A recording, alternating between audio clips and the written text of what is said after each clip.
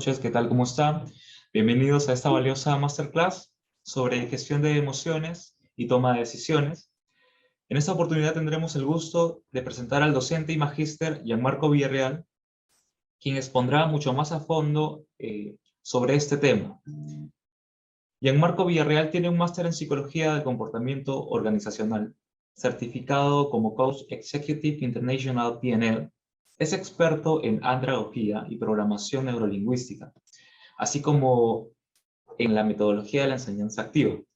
Cuenta con una larga experiencia gerencial en los departamentos de gestión del talento humano y es catedrático en posgrado y director ejecutivo en Inspire People. Bienvenido, profesor Gianmarco. Le damos el pase. Buenas noches, muchísimas gracias por la presentación. Buenas noches con todos. ¿Se me logra escuchar bien para poder comenzar, por favor? Correcto. Sí. Ok, listo. ¿Me permites, por favor, compartir la presentación? Buenas noches, Tami, Mónica, Víctor, Vanessa, Luis, a todos los que están por allá. ¿Listo? Muy buenas noches. Ahorita voy a poder compartir ya la pantalla. Un momento, por favor. Espero que ante todo se encuentren bastante bien.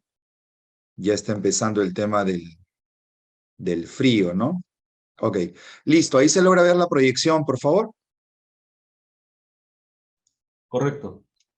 Sí. Ok, listo. Muy bien. Bueno, reiterarles la bienvenida y segundo, agradecer al área de educación continua de EPU por esta invitación. El día de hoy quiero compartir con ustedes una estructura de abordaje ante una necesidad sustancial que es la gestión de las emociones y la toma de decisiones. Definitivamente, desde que nosotros nos insertamos en el mundo, en el ámbito educativo, en el ámbito laboral, en el ámbito afectivo, social, vamos a tener que afrontar muchas situaciones donde la necesidad nos lleva a entender la importancia de una adecuada gestión de las emociones y sobre todo aprender cada vez más en tomar acciones de decisión mucho más saludables, ¿correcto? Entonces, lo que voy a hacer a continuación es exponer una serie de pautas e ideas que muchas personas de diferente índole profesional, educadores, economistas, ingenieros, de todo campo profesional, venimos aplicando de una manera práctica y sobre todo medible, que pueda hacer que las decisiones que tomemos nos permitan en el largo plazo, mediano plazo, hacer que nos sintamos cómodos y tranquilos. Definitivamente, este es un proceso de mejora continua. ¿Por qué? Porque las decisiones son a diario. Tomamos decisiones muy básicas, como de repente elegir una ruta, o decisiones tan complejas como saber en qué vamos a invertir o cuál va a ser nuestro proyecto de vida, dónde vamos a afianzar mayor energía, entre otros aspectos. ¿Listo? Entonces, con esta introducción, lo que buscamos es tomar algunos tópicos de inteligencia emocional, que saben que inteligencia emocional es una de las competencias profesionales con mayor demanda hoy en día, y sobre todo esa capacidad de poder tener una síntesis y un análisis para tomar decisiones que sean, como les digo, saludables para nosotros. ¿Listo? Muy bien. Bueno, darles la bienvenida y por favor, mientras voy haciendo la exposición, ustedes pueden ir anotando sus inquietudes, pueden ir anotando sus cuestionamientos, que al final tendremos un espacio para poder resolverlo con total tranquilidad. Un poco comentando mi expertise, como bien lo han presentado, yo soy psicólogo de profesión. Ustedes saben, o de repente no lo saben, la psicología tiene varios campos de acción, ¿sí? La psicología es la ciencia que estudia toda la estructura comportamental y psicológica mental del ser humano, ¿sí? En su esencia pura, en todos sus procesos, ¿no? Pensamiento, lenguaje, emoción, percepción, sensación. Pero tenemos también nosotros áreas de aplicación. Entonces, hay psicólogos que pueden trabajar en la parte educativa, hay psicólogos que pueden trabajar en la parte clínica, hay psicólogos que pueden trabajar en la parte forense, ya vemos psicólogos que nos hemos especializado en el desarrollo, la evolución, el crecimiento, la mejora y el abordaje del ser humano en las organizaciones, ¿no? Ahora, una organización se define como el conjunto de personas con habilidades diferentes o complementarias que trabajan de forma colaborativa para el logro y bienestar de objetivos, ¿no? Entonces, un colegio puede ser una organización, una empresa puede ser una organización, una ONG, puede ser una organización. Entonces, los psicólogos organizacionales trabajamos justamente en todo el aspecto del desarrollo de las personas en las organizaciones. Entonces, esa experiencia de más de 15 años trabajando con diferentes profesionales en diferentes campos es lo que hoy en día, y obviamente con los estudios, me ha permitido poder desarrollar algunas estrategias, entrenamientos, capacitaciones, consultorías, programas de mentoría, coaching, que hacen que las personas encuentren una hoja de ruta. Así conforme existen metodologías para poder resolver problemas, metodologías para iniciar un proyecto, metodologías para diseñar una estrategia. Hoy la gestión de las emociones tienen metodologías, tienen pautas, tienen formas que hacen que nuestras decisiones y sobre todo nuestro abordaje ante situaciones de conflicto o de alta demanda de exigencia puedan ser mucho más significativas. ¿Listo? Lo primero que quiero compartir con ustedes es un aspecto clave. Por ejemplo, si yo les preguntara a ustedes, ¿cuáles son los 4 aplicativos que no pueden faltar en mi celular? ¿Cuáles me dirían? Pueden decírmelo por micro o por chat. ¿Cuáles deberían ser los 4 apps que no pueden faltar en mi celular? Ya que si no los tengo, estaría un poco como que descontinuado o no actualizado. Si me pueden ayudar, por favor, en el chat o en el micro, les agradezco bastante. ¿Cuáles deberían ser esos apps o aplicativos que no pueden faltar en mi celular? ¿Me pueden ayudar, por favor? A ver, voy a comenzar a leer. Me dicen el Instagram, perfecto, el YouTube, me dice Lizzy, ok, ¿quién más? Vamos, participen. Nicole, ok, ahí está Nicole, ok, el WhatsApp, el LinkedIn, ¿correcto? Ok, entonces, hoy todo profesional, y ojo, cuando hablo de profesional, no solo me refiero a las personas que tienen una carrera o una profesión certificada, ¿no? O sea, profesional también puede ser aquella persona que de cierta manera se dedica a alguna labor, pero lo hace con ética, con entrenamiento, con convicción, con responsabilidad y sobre todo con calidad. Entonces, hoy todo profesional tiene que tener, digamos, 4 apps muy importantes que les van a permitir desenvolverse, desempeñarse y afrontar cualquier situación en cualquier campo. El primero es la gestión de emociones, ¿ok? ¿Por qué? Porque nosotros vivimos en un mundo donde la emoción es algo que prima de forma constante. Y obviamente, en la medida que entendamos qué es una emoción y por qué es importante gestionarla, eso nos permitirá definitivamente a lo largo del tiempo poder ser mucho más equilibrados, poder ser mucho más sensatos, poder tener una visión de decisión mucho más aterrizada y sobre todo con análisis de criterio a futuro, ¿no? Porque a veces las decisiones pueden ser tomadas por la efervescencia, por la propia energía y no evaluamos el impacto que esto pueda tener en el ámbito personal, en el ámbito académico o en el ámbito laboral. El otro app es el app de liderazgo, ¿no? O sea, el liderazgo no visto desde la acción de tener gente a cargo, sino el liderazgo desde el punto de vista de la capacidad de poder liderar tu propio proyecto de vida. ¿Qué quieres? ¿Por qué lo quieres? ¿Hacia dónde vas? ¿Cómo vas a llegar? ¿Qué herramientas vas a utilizar? ¿Cuál es el camino? ¿Con quiénes te debes rodear? ¿Qué acciones debes evitar y qué acciones debes promover? La tercera es la comunicación, que la comunicación es la llave que abre todas las puertas. Hoy, ser comunicativo es una necesidad estratégica, o sea, ya no pasa por un tema de si quiero ser comunicativo o no quiero ser comunicativo. Es más, la gestión de las emociones te requiere, te solicita, te demanda que seas comunicativo, porque una de las cosas que va a permitirte a ti canalizar emoción es la comunicación, ¿ok? Y el tercero es tenemos gestión de las emociones, liderazgo, comunicación, y el tercero es el manejo de conflictos y la toma de decisiones. Ojo, hay otros apps que son importantes, pero estos 4 son los que de cierta manera generan relevancia e impactan en todas las otras áreas. Esto que estoy diciendo me lleva al siguiente análisis. Miren, todos tenemos algo que se llama zona de confort, ¿correcto? La zona de confort, a veces algunos teóricos o algunas personas dicen que no es buena. Particularmente discrepo. La zona de confort viene a ser esa área donde tú te desenvuelves con cierta comodidad. Por ejemplo, ¿no? Eres estudiante, ya sabes cómo son los profesores, sabes utilizar la plataforma, eres trabajador, sabes cómo se mueve tu empresa, cuándo hay demanda, cuándo no hay demanda, cuándo tu jefe se pone intenso o tu jefa se pone intensa, sabes más o menos cómo es la dinámica y de cierta manera te sabes desenvolver, con exigencia, con presión, pero te desenvuelves. ¿Listo? Y esa zona es buena porque te la has ganado, has llegado a tener un control o cierto dominio. Lo que pasa es que la zona de confort tiene que volverse una zona que va creciendo de manera progresiva. Pongo un ejemplo. Imagínense que Lady González es mi jefa y me dice, profesor Gianmarco, usted está llevando estos cursos, lo lleva de la mejor forma, usted tiene esta remuneración, pero mire, hay una posición de coordinador académico donde queremos que usted se nutre de todo este modelo y como usted lo puede asimilar y lo ejecuta bien, quiero que lidere este equipo de profesores, usted lo va a tener a cargo, esta va a ser su compensación diferencial, va a acceder a estos beneficios y es un proyecto que se lo quiere encargar, me dice la cita Lady, porque apuesto por usted.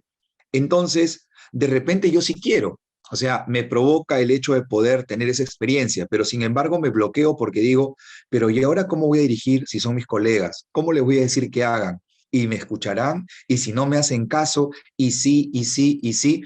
Y viene toda la parte emocional donde entramos en una zona de duda, ¿no? Entonces, cada vez que a nosotros nos pidan algo nuevo, nosotros tenemos que cambiar un poco el chip y esto se conoce como programación neurolingüística. O sea, yo tengo que cambiar un poco mi mentalidad y entender que cada vez que hay una exigencia en mi trabajo e incluso en la parte personal, ¿no? Por ejemplo, yo inicio una nueva relación, ¿ok? Pero yo venía de estar solo y estaba acostumbrado a salir con mis amigos y de repente esta relación me conlleva a minimizar o quizás calibrar o priorizar esa salida con amigos y compartir más con mi pareja. Si yo no desarrollo esa habilidad de tener un mayor control, de optimizar mis tiempos, de priorizar, quizás pueda tener algún tipo de conflicto con mi pareja, porque mi pareja me va a decir, oye, tú prefieres estar con tus amigos, tú no me das tiempo para mí, trabajas y todo el tema, ¿no? O viceversa, ¿no? Imagínense que de repente, no sé, Vanessa Torres es mi gerente y me dice, Gianmarco, tú lo que tienes que hacer ahora es ir a los directorios y vas a exponer tú los proyectos. Pero yo le digo, ¿y ante quién? ¿Ante los gerentes? No, pero yo te lo puedes poner a ti porque tú eres mi jefa y yo sé cómo hacerlo. No, pero tienes que ahora hacerlo. Y tienes que hacerlo ahora virtual. Pero no, yo en virtualidad no prendo cámara, no sé qué hacer. Entonces, ¿qué pasa? La conclusión es la siguiente. Cada vez que te enfrentes a situaciones de exigencia nueva, novedosa y retadora, míralo como una oportunidad en todos los campos. Hasta mira, hasta el punto de vista emocional. Si alguien te deja porque tu relación termina, es una nueva experiencia que tenemos que acostumbrar, vuelvo a repetir, a cambiar nuestra forma de pensar. ¿Por qué? Porque el ser humano como piensa, siente y como siente, actúa. Así conforme programamos un sistema, o una tabla dinámica o programamos nuestros correos cuando salimos de vacaciones para que respondan automático, la mente también se puede programar. Y esto no es novedad, esto no es magia, simplemente es metodología que te lleva a qué? A primero centralizar esta idea. Cada vez que tengo una exigencia nueva en el trabajo, cada vez que tengo una exigencia nueva en mi parte personal e incluso hasta en mi manejo económico, como por ejemplo desarrollar el hábito de ahorrar o cualquier otro aspecto, yo tengo que saber que lo único que estoy haciendo es hacer crecer mi zona de confort, que conlleva a tener mayor habilidades y mayores competencias. Hoy, el mundo laboral requiere profesionales que sean altamente competitivos y la competitividad no es con los demás, la competitividad es con uno mismo. Porque en la medida que tú superes tu incompetencia, por ejemplo, ¿no? El ejemplo que ponía, el hecho que tengo temor a hablar en público, es una incompetencia. O sea, no estás apto ni eres competente para hablar en público. Y ojo, el ser competente para hablar en público no solamente supone tener conocimiento. Yo dicto un curso que se llama Comunicación Positiva, ¿ok? Perdón, Comunicación Efectiva y Presentaciones Efectivas. Y no se imaginan la cantidad de profesionales de diferentes profesiones que cuando son ascendidos a promover exposiciones ya a nivel gerencial o de directorio o a nivel de clientes, se bloquean notablemente. Para ellos es fácil exponer con gente a cargo, gente que tiene una capacidad de formación quizás un poco menor en rango jerárquico. Claro, se sienten ahí como más confiados. Pero cuando tienen que ir a un público con mayor demanda de análisis o de exigencia, entran en un conflicto, ¿no? Entonces, lo que quiero centrar en esta primera idea, para cualquier competencia que quieras desarrollar, liderazgo, comunicación, gestión de emociones, manejo de conflicto, lo que tú tienes que marcar es que tienes que establecerse un periodo de desarrollo. Yo que recomiendo en mis entrenamientos y que recomiendo a profesionales con los que trabajo. El año divídelo en 4 trimestres, ¿no? Enero, febrero, marzo, primer trimestre. Segundo trimestre, abril, mayo, junio. Ya estamos en la mitad del segundo trimestre, justamente hoy, 16. Entonces, tú vas a tener 4 trimestres en el año y ahí tienes que tú establecer tus GAM, ¿no? O sea, ¿hacia dónde quiero llegar? O sea, ¿hacia dónde voy como profesional? O si quieres más fácil, ¿qué es lo que me demanda mi puesto como estudiante, como jefe, como supervisor, como colaborador, como lo que tú quieras, como padre, como hijo, como hermano? O sea, ¿hacia dónde es el siguiente nivel? Y en ese siguiente nivel tienes que establecerte objetivos. O sea, ¿qué quiero alcanzar? Y esto no es un invento mío, esto lo plantea Edwin Luk en la famosa teoría de las metas, una teoría de la motivación con mayor vigencia, relevancia y comprobancia que se pueda dar en cómo uno se puede automotivar. No voy a entrar en el campo de la motivación, pero solamente como recordatorio, la motivación tiene 2 formas, motivación intrínseca y extrínseca. Si eso no lo logras manejar, ahí tienes una desventaja, ¿correcto? Una recomendación concreta, si quieren mejorar en motivación de forma rápida, potente y práctica, lean el libro de David Fishman que se llama Motivación 360. Ese libro te orienta de una forma bien ágil a cómo trabajar tu automotivación y la motivación en todos los escenarios, laboral, personal, inclusive afectivo.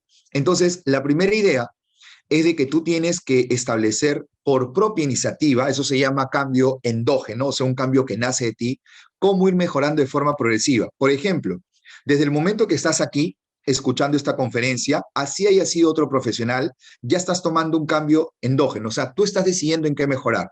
Puede ser en esta competencia, puede ser en otra competencia, puede ser en algún aspecto que te falte trabajar, por ejemplo, puede ser un tema de planificación y organización, generación de hábitos positivos, un tema de salud y bienestar personal, puede ser un tema de Excel, puede ser un tema, cual que tú quieras, pero lo importante es que cada 3 meses tú hagas crecer tu zona de confort y que, ojo, no esperes que los cambios sean exógenos, es decir, no esperes que venga una presión de fuera para que tú cambies, ¿no? Por ejemplo, te dicen lo siguiente: oye, en todas las reuniones tienes que prender la cámara. Y tú no la prendes porque te sientes corto, porque no sabes cómo actuar ante una cámara, porque tienes vergüenza. Pero viene un memorándum donde dice que si no prendes la cámara, no sé, te bajan puntos o te suspenden, y prendes la cámara, pero lo haces por presión externa. Entonces, analiza tú esto. Si las mejoras que tú estás generando en ti como persona y como profesional son por propia decisión, endógenos propios, o si son por presión externa, exógenos, ¿no? Y eso es la motivación. Motivación endógena sin motivación intrínseca. Motivación exógena es una motivación extrínseca. Entonces, hoy no podemos decir yo gestiono emociones solamente porque llevé un título. Ojo, puedes llevar un curso. Es más, vamos a tener un curso de inteligencia emocional aquí, bien interesante, bien práctico en el mes de junio. Pero no solamente ese curso pretende que tú obtengas un certificado. Eso es la parte protocolar. Lo que interesa es que tú sientas de forma verdadera que estás comenzando a actuar de forma inteligente, y te lo voy a explicar por qué. Mira, actuar de forma inteligente emocionalmente, gestionar las emociones, ser líder, no se sustenta en un certificado. Esa es la relevancia, ese es el protocolo. Lo que se refleja es en tus comportamientos, ¿no? En tus comportamientos. Por ejemplo, hoy yo me encuentro ahorita en una ciudad del norte, estoy trabajando con una pesquera donde vengo capacitando durante 4 años a personal operativo y a líderes. Me quedo acá hasta el día jueves. Nosotros les enseñamos a los líderes y al personal que, por ejemplo, la vocación del servicio, el trabajo en equipo, el manejo de conflictos, la inteligencia emocional, no se destaca por un verso, por una palabra, sino se destaca por la acción. Si ustedes, por ejemplo, quieren saber si yo sé manejar bicicleta, yo les puedo contar cómo manejo bicicleta, pero una cosa es que te lo cuente y otra cosa es que la maneje, ¿correcto? Entonces, igual, alguien me puede decir, yo tengo vocación de servicio. Claro, me lo puedes decir, pero otra cosa es que yo lo vea. Entonces, algo que ustedes tienen que aterrizar, cuando hablamos de competencias, hablamos de la capacidad que tiene una persona para ser competente, y el ser competente hace referencia justamente al desempeño, desenvolvimiento que una persona puede tener en la acción. Y hoy las competencias en el mundo del trabajo, en el mundo del desarrollo e interacción en general, conlleva que la persona no diga, sino haga, ¿correcto? Vuelvo a repetir, ¿no? Si una persona me dice que es organizada y planificada, no me lo va a decir, me lo tiene que demostrar. Por ejemplo, a ver, llegas temprano a tu reunión, presentas tus trabajos a tiempo, eres una persona que tiene planificadas sus actividades. Y ojo, lo que ocurre es que, lo que ocurre es que hoy tenemos que ser profesionales en nuestro desempeño. ¿Y a qué me refiero? Profesional quiere decir hacer las cosas con rigurosidad, con metodología, que eso no quitas que seas espontáneo, que seas divertido, que tengas calidad de vida, sino que vives tu profesión, la que fuera, tu carrera, tu profesión, tu trabajo, de una forma seria, competitiva, ¿no? ¿Y cuál es lo importante de las competencias? Es la siguiente, mira, todos profesionales tenemos competencias técnicas, ¿no? Por ejemplo, si yo soy abogado, tengo que conocer sobre derecho, sobre leyes, sobre normas, procedimientos. Si soy un ingeniero, tengo que conocer justamente sobre el tema de ingeniería. Si soy un administrador, sobre los temas de administración, costos, lo que fuera, ¿no? Eso se llaman las competencias técnicas, ¿no? Dependiendo de la profesión de donde estés. Pero hay otro campo que son las competencias humanas. Y esas competencias humanas son el liderazgo, la gestión de emociones, la inteligencia emocional, la organización y la planificación. Es como un yin-yang donde tiene que haber un equilibrio entre lo técnico y lo humano.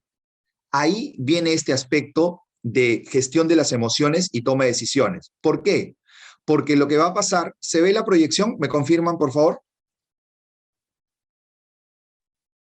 Sí se ve. ¿Se ve? Sí, Ok. sí se ve. Gracias, porque lo que va a pasar es que cuando tú tengas competencias técnicas, ¿no? Por ejemplo, eres un buen psicólogo, eres un buen comunicador, eres un buen marquetero o líder comercial o hasta un emprendedor, si quieres llamarlo así, lo que va a hacer que cuando tengas este equilibrio entre la parte técnica y la parte humana es que obtengas resultados, ¿correcto? Y mira, te pongo resultados con signos de dólares porque al final el medio que nosotros tenemos para alcanzar nuestros objetivos es el trabajo.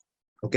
El trabajo es el medio, es el camino que te va a permitir tener calidad de vida, tener salud, tener recreación, tener actualizaciones, poder alcanzar tus sueños. O sea, el trabajo es un medio y es un rol que toda persona con mayoría de edad tiene que ejercer. Entonces, la pregunta del millón es, profesor Gianmarco, entonces, ¿cómo desarrollo la gestión de las emociones? Recuerda, la gestión de las emociones, el liderazgo, la toma de decisiones, la planificación, la inteligencia emocional, el trabajo en equipo, son competencias humanas que se fundamentan en estos 4 pilares. Primero, tienes que darte cuenta cómo está tu aptitud. Segundo, tienes que darte cuenta cómo están tus conocimientos. Tercero, tienes que darte cuenta cómo están tus habilidades. Y cuarto, tienes que darte cuenta cómo está tu actitud. Si te percatas, hay 2 palabras que suenan muy parecidas, aptitud con P y actitud con C. Actitud con P, ¿qué cosa es? Condición para, ¿ok? Yo les hago una pregunta rapidito, por favor. Díganme cuánto de batería tienen en su celular. Si son tan amables, por favor, lo pueden hacer por el chat. ¿Cuánto de batería tienen? Algo ágil porque el tiempo avanza. Gracias, Lisset Canales, Rosario, Carolina. 9. Rosario, estás bien bajito, ¿ah? Cintia tiene 86. Ya, perfecto. Escúchenme, por favor, para que el tiempo... Gracias, Nicole. Qué bueno verte, Nicole. Nicole es parte de la universidad también, no en los cursos. Leonardo, gracias. Ok, yo les hago una pregunta corta nada más. Y escuchen esto porque es importantísimo, miren. ¿Qué pasaría si tu celular tiene 9, 8, 5 de batería? ¿Te has dado cuenta que cuando el celular baja la batería, su desempeño también baja? No es el mismo, se pone más lento, cuesta de repente entrar a un interfase y otro. Y finalmente, un celular sin batería, ¿qué tan útil sería? No sería útil. A lo mucho como un posapapeles o pisapapeles, ¿no? Pero ¿a qué voy? Yo te pregunto, ¿cómo está tu energía? O sea, estar apto tiene que ver con una condición física y psicológica. Física porque tienes que tener vitalidad. Por ejemplo, descansar bien, hacer actividad física, comer saludable. Y comer saludable no significa comer poco, sino comer fruta, tomar agua, comer verduras. O sea, una cultura natural de bienestar que te permita a ti tener una vitalidad, porque el estar apto hace referencia a una condición física y psicológica. En la parte psicológica, que es un tema que se abordaría en el curso con mayor detenimiento, hay que entender que la mentalidad es el eje de todo, ¿correcto? El ser humano como piensa, siente y como siente actúa. Un ejemplo muy sencillo. Si yo trabajo con un grupo de personas que siento que no son competentes, que siento que de cierta manera no aportan o que son demasiado conflictivas y que no me llevo bien con ellos, desde el vamos, desde el pensamiento, ya voy perdiendo. ¿Por qué? Porque me estoy condicionando mentalmente a pensar que no hay digamos, ¿qué les puedo decir? Una posibilidad.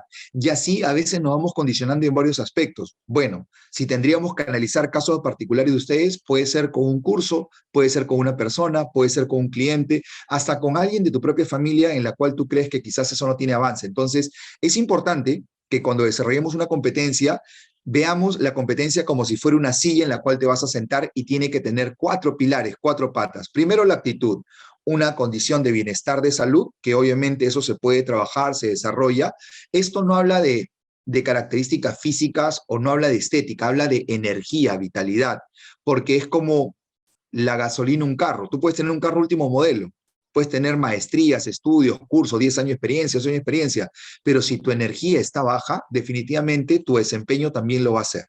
Lo segundo son los conocimientos. Y acá quiero hacer un énfasis. Por ejemplo, si yo dijera qué es inteligencia emocional, o les preguntara qué es inteligencia emocional, todos aquí nos sacaríamos 20, todos, ¿ya? Todos nos sacamos 20. Si yo le pregunto a un líder qué cosa es liderazgo, también me van a decir qué es liderazgo. Es más, si vamos a un colegio, a quinto de secundaria, y preguntamos qué es trabajo en equipo, todo el mundo va a decir qué es trabajo en equipo. Pero el tema no es el conocimiento. Hoy más que nunca el problema no es conocimiento. El problema de la gente es habilidad. Por ejemplo, ¿no? Uno puede saber qué hacer en un determinado momento, ¿no? Hoy, por ejemplo, estaba con unos líderes y les decía, a ver, miren, le hacía una pregunta muy sencilla, miren. Le decía, ¿cómo hacen ustedes cuando quieren entender por qué la gente está desmotivada, por qué la gente toma resistencia? Por ejemplo, hoy día un líder me decía, Gianmarco, pero a veces no se quieren a quedar a hacer horas extras. ¿Y por qué? Bueno, porque dicen que la empresa esto. Ok, a ver, bastante cuidado con eso. ¿Qué técnica utilizan para levantar información? ¿Ok?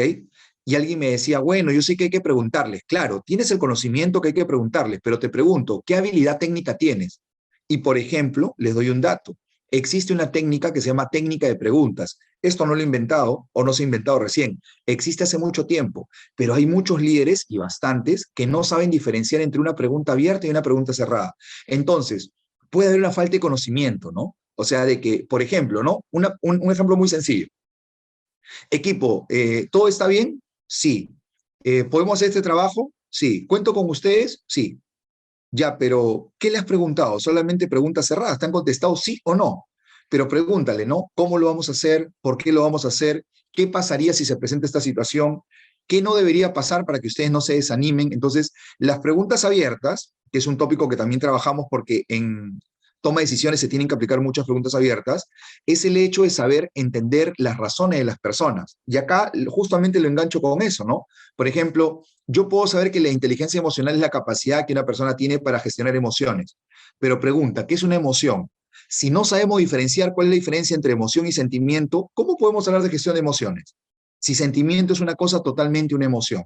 Una emoción es una respuesta fisiológica de corta duración. Un sentimiento es un constructo cognitivo que tiene una valoración y relevancia entre nosotros. Entonces, para ser competitivo, competente en alguno de esos aspectos, como inteligencia emocional, toma de decisiones, manejo de conflictos, tenemos que tener conocimiento, pero también tenemos que tener habilidad. Por eso es que se trabaja herramientas y metodologías. Otro ejemplo, ¿no? Hoy día me preguntaba una persona, Gianmarco, pero ¿cómo puedo ser más asertivo? Fácil, técnica del semáforo. ¿Cómo es eso la técnica del semáforo? 3 colores, rojo para decir las cosas que están mal, amarillo para la conversación que requiere una retroalimentación mutua y verde para la felicitación. Y así van a darse cuenta que para tomar decisiones, para gestionar emociones, existen herramientas. Y lo último es la actitud. La actitud en comparación a la aptitud con P, la actitud con C es disposición, es querer. Yo puedo tener mucha disposición, pero no puedo, no estoy apto. O puedo estar apto, pero no quiero. Entonces, yo solamente les pido una reflexión en estos primeros 30 minutos de la exposición. Pregúntense cuando algo vaya mal en su aspecto personal, en su aspecto académico, en su aspecto emocional, en cualquiera de sus campos, pregúntense cómo está su hacha. Y ustedes me dirán, profesor Gianmarco, ¿qué cosa es el hacha? Aquí está. ¿Cómo está tu actitud? ¿Cómo está tu conocimiento, tu habilidad y tu actitud? Cuando trabajo programas de mentoría y coaching, utilizo mucho esta estructura para ir analizando aspectos por aspectos. Y a veces hay temas de índole física, hay temas de índole psicológica, hay temas de índole de conocimiento, hay aspectos de práctica o hay temas de disposición. Te aseguro que cuando pase algo que no está yendo por el camino que tú quieres, lo más probable es que en alguno de estos componentes esté fallando. ¿Listo? Ahora, entrando de plano al tema de la gestión de las emociones. Para empezar, tenemos que entender de que tenemos algo que se llama razón, que es digamos, la estructura lógica de las cosas, ¿no? O sea, el ser consciente, el utilizar nuestra capacidad cognitiva de sensación, percepción, memoria, pensamiento, lenguaje, y existe la emoción. Rompamos algunos paradigmas. Las emociones no son buenas ni malas, las emociones son emociones y todas las emociones tienen su valoración. Por ejemplo, el miedo es una emoción. El otro día escuchaba a una persona que decía, no, no es bueno tener miedo. ¿Y quién ha dicho que no es bueno? El miedo es prudencia. El miedo positivo es prudencia. Por ejemplo, si yo voy caminando y veo que en una calle está oscura y sé que por esa calle a veces toman personas, lo que va a pasar es que tú tienes que pensar, oye, pero por ese camino no puedo ir porque puede haber un riesgo. Entonces, ese miedo se convierte en prudencia, ¿ok? Ahora, si ustedes quieren entender las emociones de una forma práctica y amigable, vean la película, ¿cómo se llamaba? Una película de Pixar, ahorita me acuerdo el nombre, alguien si me ayuda, de estos dibujitos animados. Hay una película, ya está se me ha ido el nombre, alguien me va a hacer acordar. Intensamente, muchísimas gracias, Rosario. Entonces, mira, las reglas del trabajo están cambiando. Ahora se nos juzgan según normas nuevas. Ya no importan solo el conocimiento, la preparación y la experiencia, sino también cómo nos manejamos con nosotros mismos y los demás. En el mundo del trabajo y en el mundo de las relaciones, hoy ya no solamente es importante cuántos títulos tienes, cuánto sabes, cuánto haces, sino esa capacidad para relacionarte a todo nivel. Eso nos lleva un poco a recordar lo que dijo Daniel Goleman, que es el padre, digamos, de la inteligencia emocional moderna, ¿no? Goleman decía, el que se conoce a sí mismo está en capacidad de comprenderse, ¿ok? El que se conoce a sí mismo está en capacidad de comprenderse. Esto lo dijo Sócrates, conócete a ti mismo, ¿no? Si se comprende, podrá comprender a los demás, y si comprende a los demás, estará apto para relacionarse mejor con ellos. ¿Esto qué quiere decir? Aprende a identificar tus fortalezas y tus oportunidades de mejora. Eso lo logras con retroalimentación.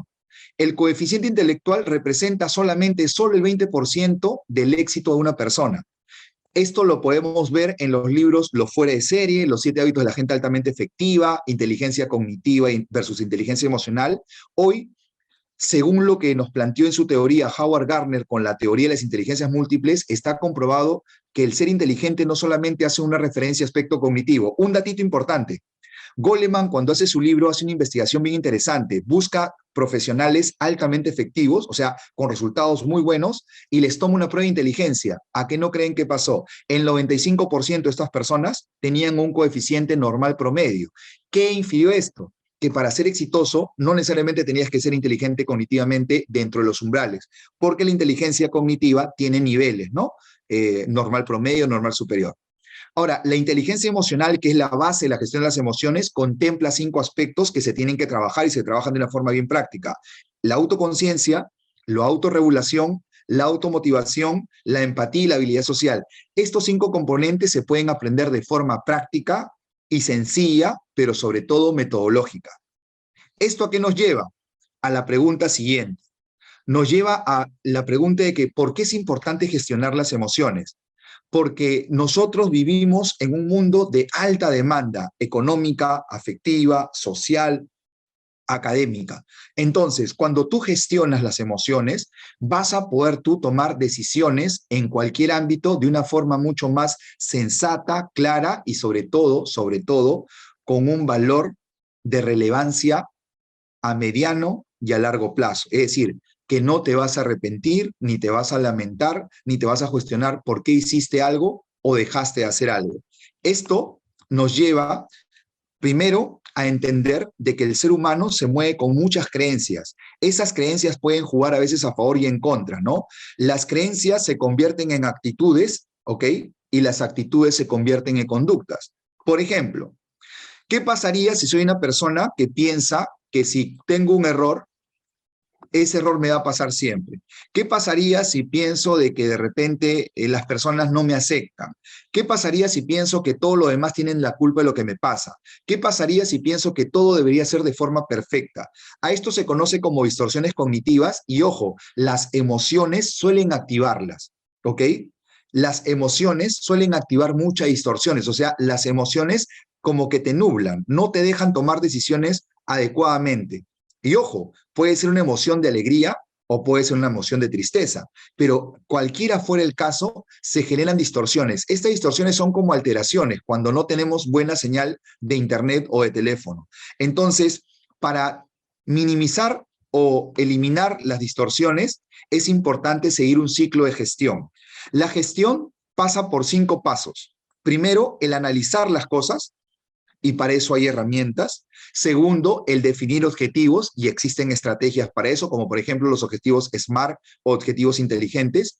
Tercero, plantear estrategias, ¿correcto? 4, crear indicadores, y quinto, mejorar un proceso. O sea, cuando tú analizas las cosas, ¿no? Por ejemplo, ¿por qué no estoy consiguiendo trabajo? ¿Por qué no tengo un ascenso?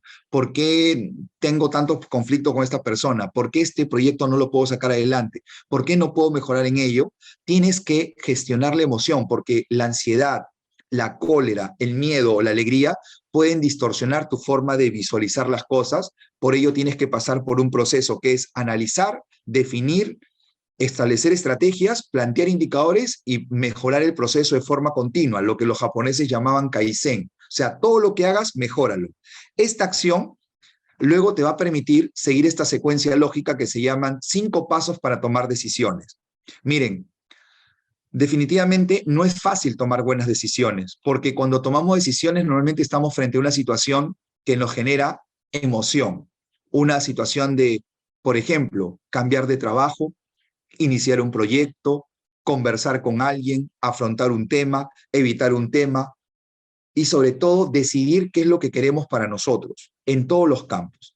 Entonces, ahí tenemos una problemática. Esta secuencia de 5 pasos te enseña a que tu emoción la tienes que pasar por un filtro, ¿ok? Tu problema lo tienes que pasar por un filtro y el primer filtro es definir bien el problema. Y en este primer punto, estimados profesionales, es donde existe el mayor conflicto de las personas, porque no logran identificar el problema. A veces se toman decisiones erradas porque no analizamos bien. El segundo paso es analizar las causas. Y esto es clave porque las causas van a ser el input para poder definir cuáles van a ser las alternativas de solución. Y una vez que tengas las alternativas, hay que pasarla por una técnica que se llama la técnica de la balanza. Ahí es cero emoción y comienzas a ponderar, ¿no? O sea, tienes que ir a la parte lógica. ¿Qué es lo que pesa más? ¿Qué es lo más sustancial? Y ojo, en muchas ocasiones vamos a tener que tomar decisiones quizás en contra de lo que sentimos. Porque recuerden, lo que sentimos puede a veces jugarnos en contra. Pero esto es un proceso metódico, práctico y sobre todo de mucha perseverancia, para finalmente no solamente quedarnos con lo que vamos a hacer, sino que luego se tiene que establecer un plan de acción, que es decir, qué voy a hacer, cómo lo voy a hacer y cuándo lo voy a hacer. Gestionar emociones, para terminar, estimados profesionales, no es una acción sencilla, pero es una acción que tiene una hoja de ruta, que tiene una manera de hacer y que en definitiva muchas personas lo estamos aplicando en diferentes campos de nuestra vida.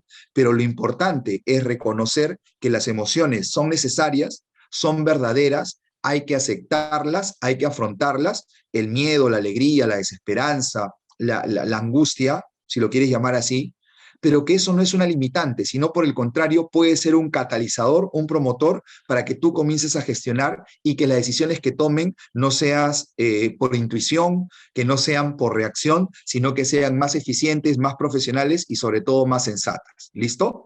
Muy bien. Creo que me pasé un poquito el tiempo en lo que me pidieron, pero hasta aquí muchas gracias. Me gustaría saber si tienen alguna pregunta. Sí. Bien, a continuación vamos a pasar a la ronda de preguntas. Sí, tenemos estipulado 10 minutos para que puedan realizar las preguntas. Por favor, mantenemos los micrófonos apagados y quien quiera realizar la pregunta, subir la mano para ir de manera ordenada. Y asimismo también pueden colocar su pregunta por el chat. ¿Sí? Ok. Acá me preguntan, ¿cuáles son los libros? Miren, hay 4 libros que ustedes tienen que leer, como son el ABC. Primero tienen que leer el libro de los 7 hábitos de las personas altamente efectivas. Es un libro, es el bestseller, es el coquito de todo profesional. Los 7 hábitos de la gente altamente efectiva. El segundo libro que tienen que leer se llama Motivación 360, ¿correcto? Motivación 360, ¿sí? El de los 7 hábitos de la gente altamente efectiva es de Stephen Covey, lo encuentran hasta en digital en el internet. Motivación 360 también lo pueden encontrar digital en internet. El otro libro que tienen que leer es Inteligencia Emocional. Es un libro un poco denso en un primer instante, pero que te da mucho alcance, ¿correcto? Y el cuarto libro se llama Los fuera de serie, que ahorita el autor no me acuerdo, pero en la traducción al español es Los fuera de serie, donde te enseña cómo profesionales de todo el mundo y diversas profesiones logran tener buenos resultados basados en tomar buenas decisiones, ¿correcto?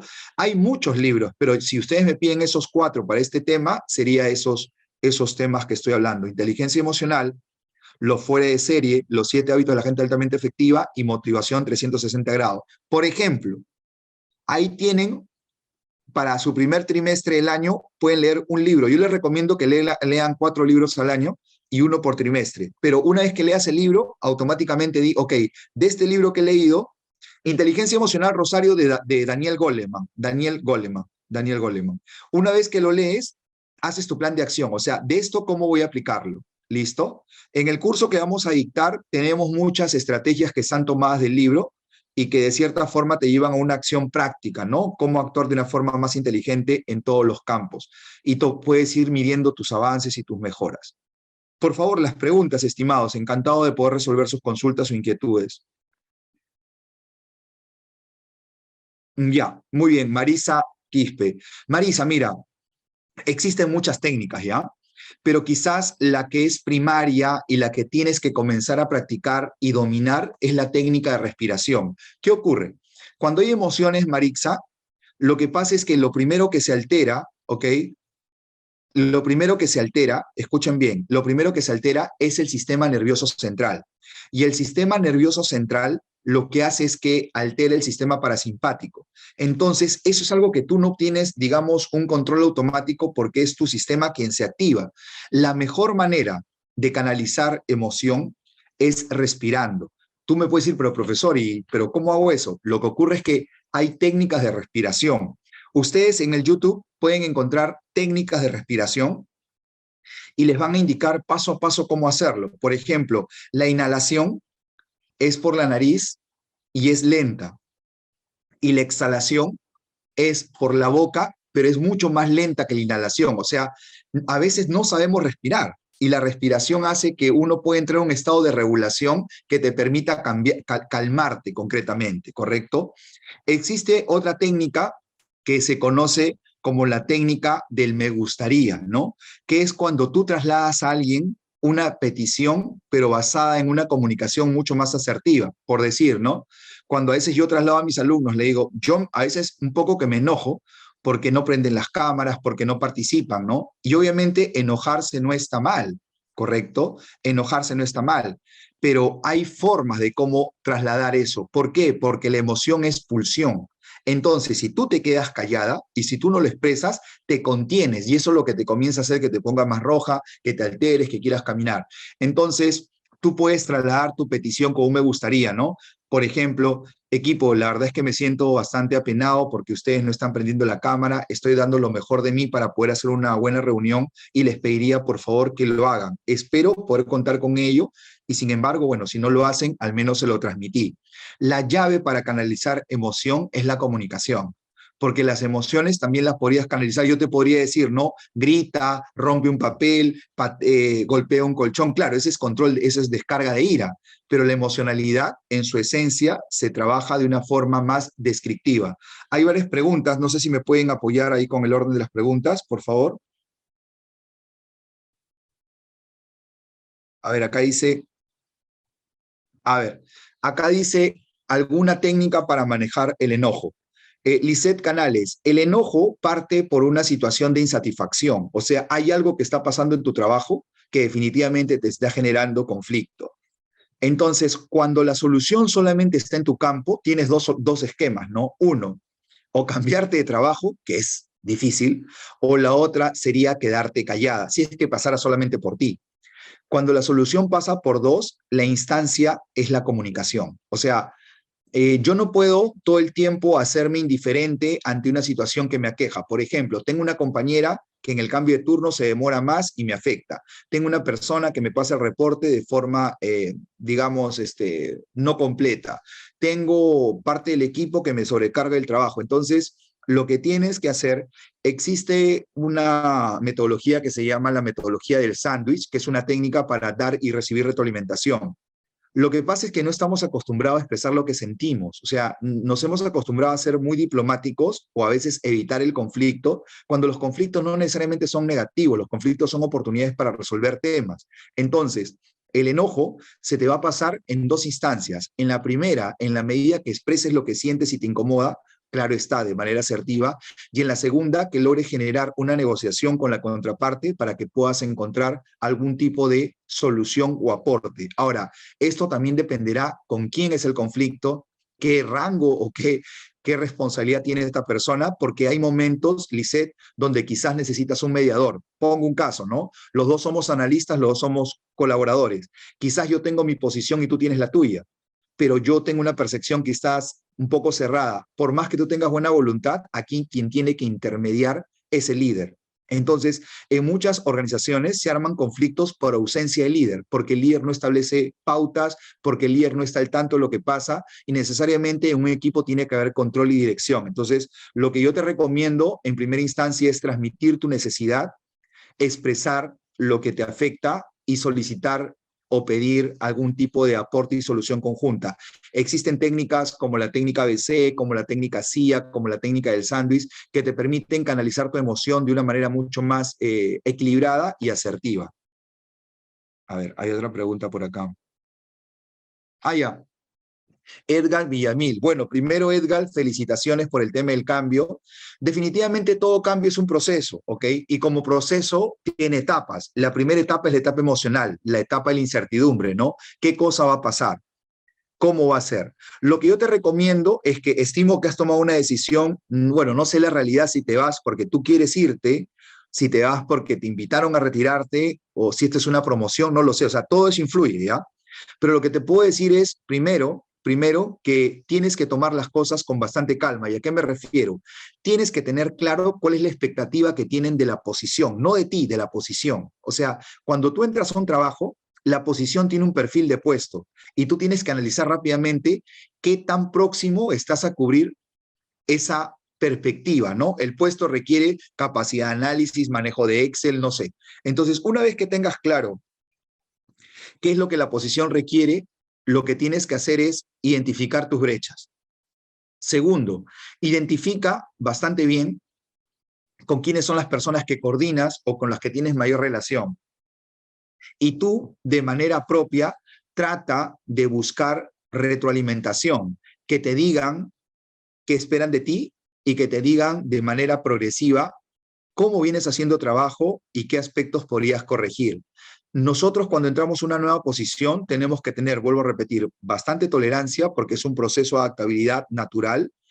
Vas a tener que tener bastante apertura para preguntar, escuchar y sobre todo, lo que tienes que tener es esa capacidad de ir cerrando lo anterior, porque a veces cuando llegamos a una nueva empresa estamos con la idea de que en mi trabajo no se hacía así, en el otro lugar me trataban de esta manera. O sea, si ya cerraste un capítulo, tienes que empezar de cero, ¿no? Y los ejes son identificar bien el perfil de la posición para saber qué tienes, qué manejas y qué te falta, y buscar claridad en tus interlocutores o tus partners o tus clientes internos, o sea, las personas que les vas a dar servicio, qué expectativa tienen de tu posición para que sepas qué debes darle y sobre todo en los primeros 3 meses, al menos una vez por mes, pedir retroalimentación. O sea, tú preguntar cómo vienes, cómo vas avanzando, qué estás haciendo bien y qué tienes que mejorar. No hay que tener miedo porque, mira, yo te comento algo, Edgar, ahorita yo estoy coachando a una gerente de una empresa líder en el mercado en ámbitos de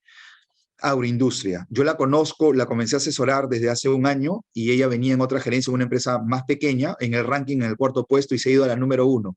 Y todavía ella sigue, ha cambiado de posición y siendo gerente tiene temor, tiene expectativas y vamos justamente en este proceso que te voy diciendo, ¿no? Analizando qué viene haciendo bien, qué tiene que mejorar, con quiénes se tiene que aliar, etcétera, etcétera.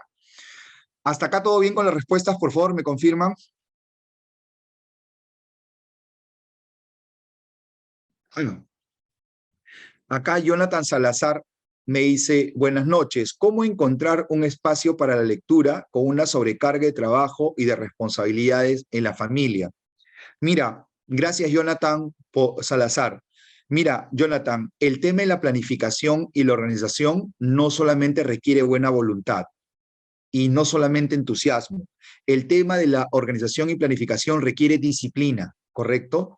Ahora, la sobrecarga de trabajo es, y se supone, se entiende que son etapas o estadios, es decir, por decir, ¿no? Algo muy básico y lógico, ¿no? Cuando viene la campaña navideña, la mayoría de negocios tiene sobrecarga de trabajo porque hay mayor demanda, hay mayor exigencia, se eleva el tema de compras y obviamente tengo que estar mucho más estoqueado y con más gente para responder. Tú lo que tienes que diferenciar y si lo tuyo es una sobrecarga eventual o es una sobrecarga permanente. Si es una sobrecarga permanente, ahí hay un problema de organización, estructura y designación de tareas y funciones dentro de tu competencia de trabajo. Es decir, de repente la carga que te están dando es una carga mayor a tu capacidad de respuesta. Ese es un punto, ¿no? Si no es frecuente, lo que tienes que hacer es establecer una escala de priorización. En el tema de responsabilidad de familia también hay que analizar, porque lo que ocurre es que tenemos que establecer cuáles son mis tareas, ¿no? ¿Cuáles son mis responsabilidades? Y acá, en la medida que tú establezcas un orden de responsabilidades compartida con tu familia, no sé si eres papá o tienes hijos o solamente tienes pareja o es con tu familia, lo que yo te recomendaría es hacer una estructura de trabajo o de una estructura de horario, tipo como teníamos en el colegio, ¿no? Y quizás también tienes que mirar las estrategias, porque ahorita no tener tiempo, antes de leer un libro, quizás puedes utilizar los audiolibros, ¿no? Que ahora tú, por ejemplo, estando en el micro o estando manejando o estando un rato descansando, si quieres, o haciendo otra actividad, puedes ir escuchando. Yo sé que tener el papel en la mano es mucho más feeling, mucho más real, pero también tenemos que ser conscientes que hay ciertas estrategias, ¿no? Hoy, por ejemplo, existen podcasts, los podcasts son audios reducidos de ciertas temáticas que te pueden un poco disminuir. Y ojo, también tienes que tener no solamente tiempo para leer, sino tienes tiempo que también tener para tu recreación. Hay un libro que se llama El Ejecutivo al Minuto, que es un libro que también te enseña mucho organizar y planificar. Hoy yo creo particularmente que sí es bueno que lleven algún curso o sigas algún entrenamiento virtual sobre administración y gestión del tiempo. De verdad, el tema de administrar el tiempo también es una competencia, ¿ok? Y ojo, no es que el administrar el tiempo te va a hacer que tengas más tiempo, sino lo que va a hacer es que te organices mejor para que puedas encajar mejor tus prioridades, porque hay ciertas prioridades, ¿no? Por ejemplo, si ahorita tengo un amigo que es papá de una pequeña, quizás su prioridad sea la bebé y no sea el deporte o el ejercicio, pero es por un contexto y una coyuntura. Entonces, hay que ir estableciendo, ¿no? Por ejemplo, si yo me junto contigo, Jonathan, lo primero que te preguntaría es, a ver, muéstrame tu plan de trabajo. ¿Cuál es tu plan de semana? ¿Qué tienes que hacer el lunes, a la primera hora, a la segunda hora? Si todo lo tienes acá, ya partiste mal. Tú tienes que tener un organizador visual donde establezcas tus actividades. Voy a tratar de voy a ver si les podemos compartir. Hay una lectura cortita que se llama Los 7 ladrones del tiempo y son aspectos que tú te van a llevar a reflexionar si realmente te falta tiempo o quizás te estás permitiendo que los ladrones del tiempo, como puede ser las redes, te resten realmente un espacio para poder darlo en lo que tú quieres, ¿no? A ver, acá Rosario me dice, ¿cómo hago para que mis emociones no influyan negativamente en la toma de decisiones? Rosario, justamente es lo que hablaba hace un momento, ¿no? Lo que pasa es que, primero, para empezar de lleno, no puedes tomar decisiones cuando estás emocionado, o sea, tienes que darte un tiempo, es como un piloto automático, ¿no? Es como que yo te diga, oye, estás tomando si no manejes, ¿ok? A no ser que sea una decisión, pues, a priori. Lo que pasa es que hay un proceso para canalizar emoción. Y lo que yo decía es que las emociones te llevan a distorsiones cognitivas, o sea, no te permiten pensar bien. Entonces, el primer paso para tomar una buena decisión y no pasar por ese problema es que tienes que educarte y tienes que seguir un procedimiento. A ver, te lo explico de esta manera, ¿no? Es como cuando tú vas a hacerte una intervención médica, no puedes comer. Por más que tenga hambre, no puedes comer. Me muero de hambre, pero no puedes comer porque eso puede traer una alteración. Igual es en la toma de decisiones. Oye, ¿vas a tomar una decisión? ¿Es una decisión muy básica o es una decisión compleja? Es compleja. es relevante. Entonces, no puedes tomar decisiones en un nivel de emoción activo. Y para eso hablábamos del ciclo de toma de decisiones, ¿no? Que es analizar. Lo que pasa, estimada Rosario, es que en este aspecto no existen acciones mágicas. Es metodología, es procedimiento, como cualquier acción que hagamos, ¿no? Por ejemplo, si yo tengo que hacer una tabla de Excel con cuadros y gráficos, no hay un botón que tú le dices botón y te arma todas las gráficas. Tienes que enmarcar, tienes que ver los cuadrantes, tienes que hacer tu fórmula, o sea, igual. En buen cristiano, tomar decisiones con un adecuado control emocional consiste en pasar por esta etapa primero de canalización de la emoción, que puede ser, como le decía, verbalizándola, conceptualizándola, comunicándola, expresándola, y luego pasar netamente al tema de análisis, ¿no? O sea, por ejemplo, si hago esto, ¿qué pasa? Si hago el otro, ¿qué pasa? ¿Ok? Si tomo este camino, ¿qué consecuencia hay? O sea, tenemos que seguir la lógica, el proceso, para que al final, ojo, tú veas lo que va a pasar y si a pesar de que sabes lo que va a pasar, decides, por ejemplo, en el plano afectivo, en el plano económico, en el plano laboral, aceptarlo y hacerlo como te dice tu emoción, hazlo, pero luego no te quejes. Porque muchas de las personas que toman malas decisiones te van a decir lo siguiente: yo lo sabía. Y lo sabías.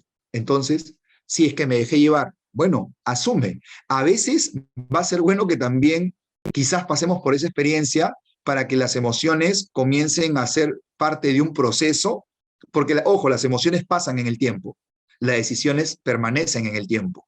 Las emociones son pasajeras, las decisiones pueden ser mucho más estables. ¿Listo? A ver, otra pregunta. ¿Alguna recomendación para lidiar con las personas que hablan por detrás y mal cuando estamos avanzando en el trabajo? Sí, mira, las personas siempre van a hablar porque tienen necesidad de hablar.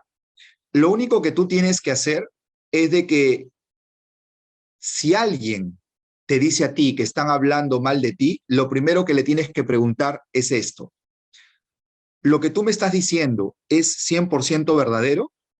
¿Sí o no? ¿Lo que tú me estás diciendo, sientes realmente que es bueno para mí? ¿Sí o no? Y lo que tú me estás diciendo, ¿serías capaz de afrontarlo si es que yo confronto a la persona? ¿Sí o no? Si la persona te dice que no sabe si es verdadero al 100%, si la persona te dice que no es bueno y que no está dispuesta a abordarlo, déjalo pasar.